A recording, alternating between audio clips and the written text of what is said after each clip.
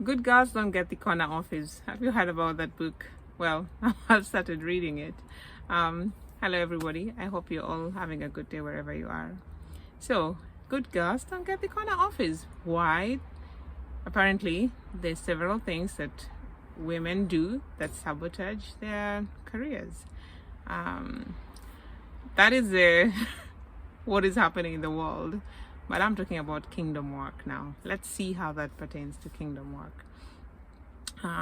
According to research, when I read this book, and there's a coach who was saying that women tend to do a lot of invisible work.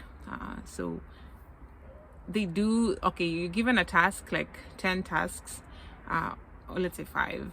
But then in doing those 5 tasks, you find that there are other 5 unrelated or kind of related tasks that needed to be done. So you do them, but you don't mention. And so there's a whole discussion of how we need to package all that and put it into the report and say this and this and this and this I did, because apparently our male counterparts are doing that. Hold that thought. How do you, let me get that right. How do you feel when those you want to see you, so those you want to see you don't even notice you? And the second question is, are you ready for your appointment? So there's a lot going on here. Invisible work, you do things and nobody has seen them, but you've done them perfectly. You don't get the corner office. And the people you want to notice you don't even do that. I mean, they don't even, so you want them to see you, but they don't even notice you. Remember we talked about Nehemiah and how he was diligent in his work. And when he went to the king, the queen was sitting there and there was no opposition. Like when the king asked what he needed, he got favor. If he was not diligent in his work, the queen was a witness, and if she had heard, because word spreads and the queen always knows, things that are not working well. If Nehemiah was not diligent, and here he was asking for a favor, okay, not outrightly, but he got it, the queen would have spoken and said, you're not, she would have had a way in stopping it. And we've seen that even in our lives, like when you're asked to vouch for someone, you're like, if it's that one, no. We've seen Esther, the same. Like, was she diligent in her work? Absolutely. Her calling was, she went through it, and she was at a platform where she was speaking for her country people, and at the right time, and she did it. So are you ready for your appointment? Because if you are complaining and are not really up to the task, so you're not really bringing in what you expected to bring in, then you're not ready. Because we need to be ready in season and out of season. An example is David. So David is playing his harp. Nobody sees him. He was not playing in public. He's playing in his room. He's just playing at home. But people heard about this. People heard, and they knew Jesse's son plays, music. And at the right time, at the appointed time, his being invisible was brought to the platform at the right appointed time. Because when Saul was depressed and all that, when David least expected, this servant of the king, King Saul, says, yeah, I have heard of Jesse's son, like he plays the music. And I want to get that right, because he said, I know that one of Jesse's son. In 1 Samuel 16:18, I know that one of Jesse's son. You know what? Perfect timing, right problem, right time. Are you diligent? Are you ready for your appointment? Because if I'm doing things, kingdom work, which is also the platform I am in, like at my work, if I'm not being diligent and the right opportunity comes, I'm not the right person.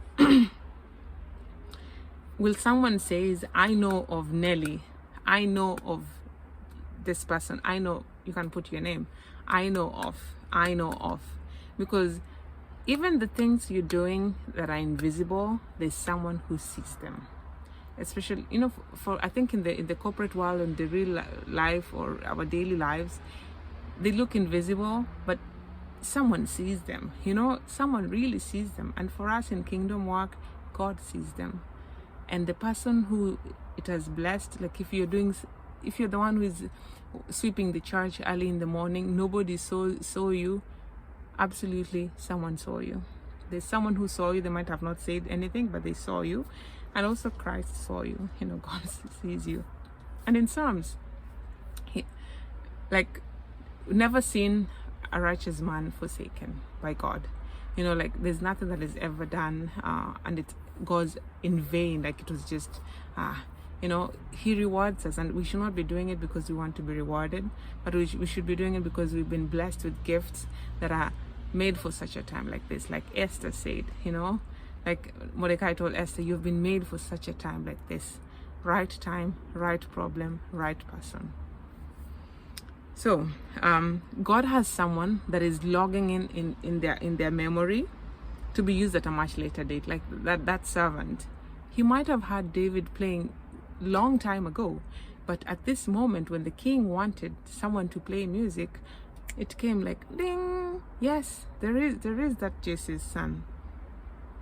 So what we need to be doing, we know that God has placed people in our paths, just like Nehemiah and the queen, and God has placed people in our paths, and we might be those people who are there to open the doors for people, and some people are going to be opening doors for us, because that's why we're in platforms where we are, whether you're at home taking care of anything, or you're in corporate world, or you're just waiting season, you're there for a reason. So what should we do? What's our response? We need to be ready in and out of season. That means being grateful for the opportunities, but diligent in the open and both behind the scenes.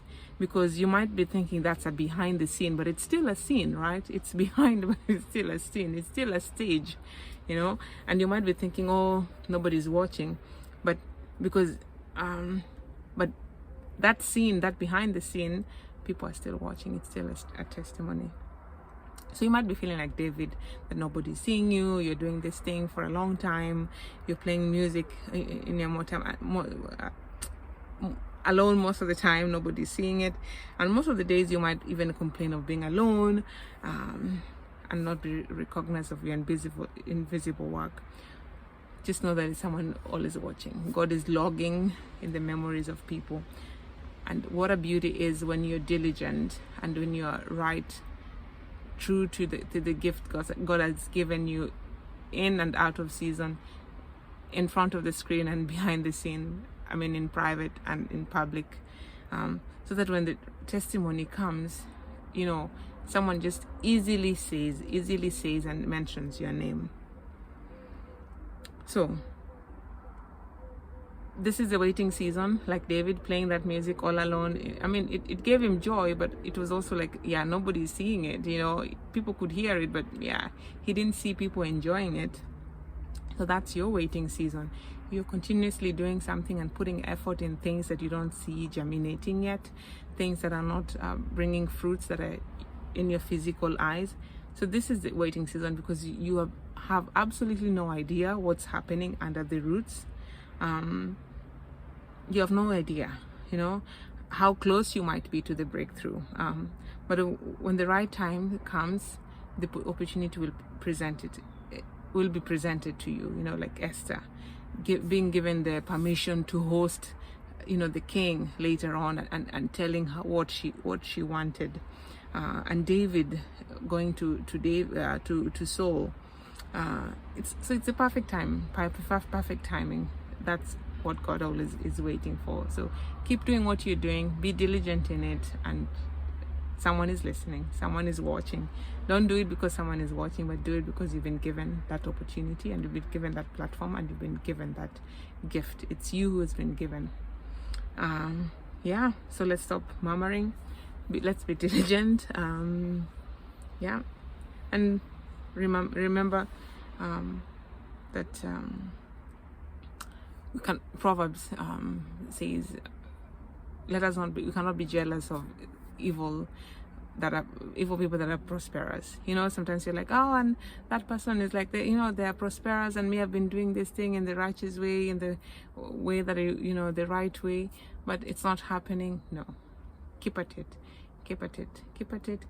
because at the right time the opportunity is gonna come and it will be presented to you.